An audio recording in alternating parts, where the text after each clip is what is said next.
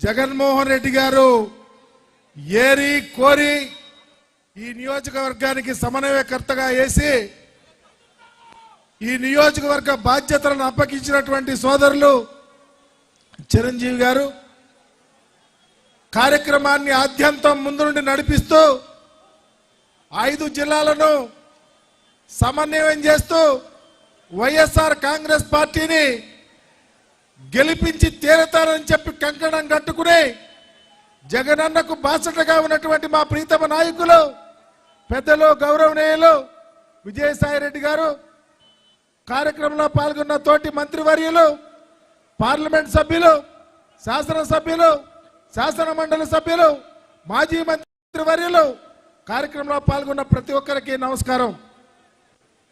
చాలా అదృష్టం, ఎన్నికలు ఇంకా 3 నెలల దగ్గర వస్తా ఉంది. ఇప్పుడేమి ఈ సమావేశాలు పెట్టిన అవసరంలా, కానీ సామాజిక సాధికార యాత్ర అనేది ఎందుకు పెట్టవలసి వచ్చిందో మీకు అందరికీ తెలుసు. భారతదేశ రాజకీయాలలో అనేక మంది సామాజిక ఉద్యమకారులు సామాజికంగా సమాజంలో ఉన్న ఎస్సీ, ఎస్టీ, బీసీ, మైనారిటీ కులాల యొక్క స్థితిగతులు మెరుగుపడాలా, వారు మిగిలిన కులాలతో బ్రతకాలా, వాళ్ళ హక్కులు కావాలా, వాళ్ళకి రావాల్సిన అవకాశాలు కల్పించాలని ఉద్యమాలు చేశారు. బాబాసాహెబ్ అంబేద్కర్ గారి దగ్గర నుంచి, కాంశీరామ్ గారి దగ్గర నుంచి, సాహు మహారాజ్ గారి దగ్గర నుంచి, జ్యోతిరావు పులే గారి దగ్గర నుంచి అనేక మంది ఉద్దండులు. కానీ ఈ రాష్ట్రంలో కానీ దేశంలో కానీ ఎప్పుడు సామాజికంగా ఈ కులాల గురించి ఆలోచించిన రాజకీయ నాయకులు లేరు. ఒకే ఒక్కడు ఆంధ్ర రాష్ట్ర ముఖ్యమంత్రి గౌరవనీయులు జగన్మోహన్ రెడ్డి గారే ఈ రాష్ట్రంలో సామాజిక విప్లవానికి తెరదీశారు. సమాజంలో ఉన్న ఈ పేదవాళ్ల యొక్క కుటుంబాల యొక్క స్థితిగతులు మెరుగుపడాలని, ఎస్సీలు, ఎస్టీలు, బీసీలు, మైనారిటీలు గుండె మీద చేసుకొని బ్రతకాలని, వాళ్ళ కుటుంబాల బాధ్యత భుజాన వేసుకొని పరిపాలన చేస్తున్న ఏకైక ముఖ్యమంత్రి జగన్మోహన్ రెడ్డి గారు. ఏ కుటుంబం చూసినా, ఏ ప్రాంతానికి వెళ్ళినా, ఏ పల్లెకి వెళ్ళినా, ఏ గుడిసెకి వెళ్ళినా, ఏ బీసీ సోదరుడి ఇంటికి వెళ్ళినా మా కుటుంబానికి సహాయం జరిగింది, మా కుటుంబాన్ని జగనన్న ఆదుకుంటున్నాడు, జగన్మోహన్ రెడ్డి గారు మాకు అండ అని చెప్పుకున్నటువంటి పరిస్థితి చూసాం. కానీ ఇదివరకు ప్రభుత్వంలో 14 ఏళ్ళు ఈ రాష్ట్రానికి ముఖ్యమంత్రిగా పనిచేసిన చంద్రబాబు ఎప్పుడన్నా ఈ ఎస్సీ, ఎస్టీ, బీసీల గురించి మాట్లాడాడని అడుగుతా ఉన్నాం, సహాయం చేశాడని అడుగుతా ఉన్నాం.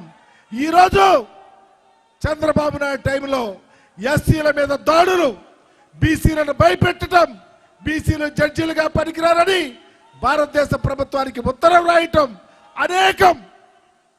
కానీ జగన్మోహన్ రెడ్డి గారి పరిపాలన చూసాం.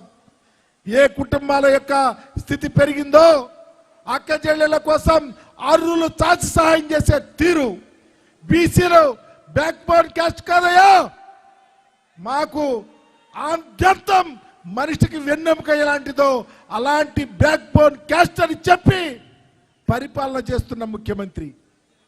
మీరు ఎప్పుడన్నా చూసారా? 2,68,000 కోట్ల రూపాయల డబ్బులు ఖర్చు చేస్తే జగన్మోహన్ రెడ్డి గారు ముఖ్యమంత్రి అయిన తర్వాత 80% ఎస్సీ, ఎస్టీ, బీసీ మైనారిటీలకు, 3 లక్షల ఉద్యోగాలు ఇస్తే 80% ఎస్సీ, ఎస్టీ, బీసీ మైనారిటీలకు, రాజ్యాధికారంలో ఈ స్టేజీ మీద కూర్చున్న వాళ్ళని చూస్తే అగ్రతాంబూలం ఎస్సీ, ఎస్టీ, బీసీ మైనారిటీలకు, సామాజికంగా దమ్ము ధైర్యాన్ని కల్పించిన ముఖ్యమంత్రి. ఎస్సీ వాడైనా, బీసీ వాడైనా తల ఎత్తుకు తిరగాలన్న ఆలోచనతో పరిపాలన చేస్తున్న ముఖ్యమంత్రి.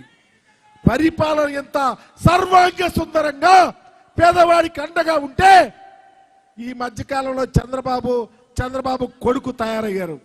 ఆయనేమో దొరికిపోయిన దొంగలాగా జైల్లోకి వెళ్తే ఆయన కొడుకంట ఇక్కడి నుంచే పోటీ చేశాడు, మంగళగిరి నుంచి. వాడు ఒక పాదయాత్ర చేశాడు. పాదయాత్ర అంటే రాజశేఖర్ రెడ్డి గారి కుటుంబానికి పేటెంట్.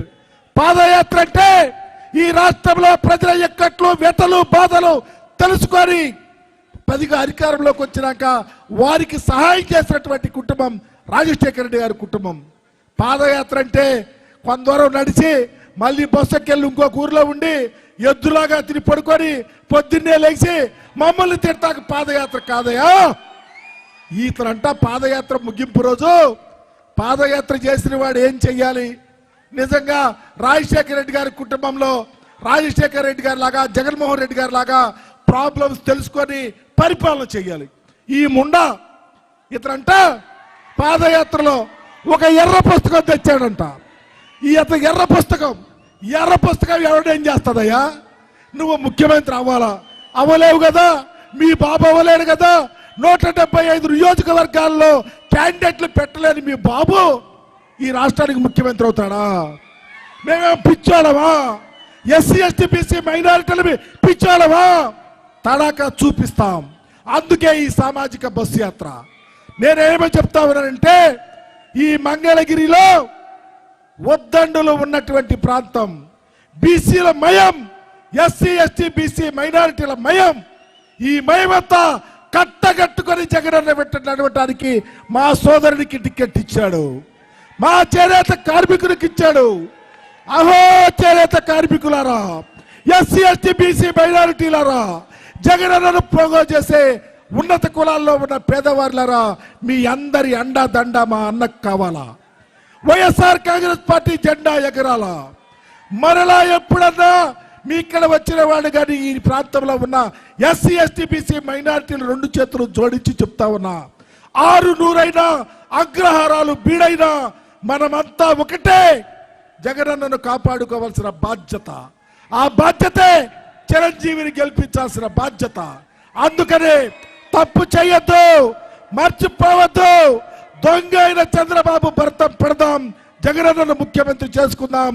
ఈ నియోజకవర్గంలో గాంధీ చిరంజీవిని గెలిపిద్దామని తెలియపరుస్తూ నాకు ఈ అవకాశం ఇచ్చిన పెద్దలకు ధన్యవాదాలు చెబుతూ సెలవు తీసుకుంటా ఉన్నా.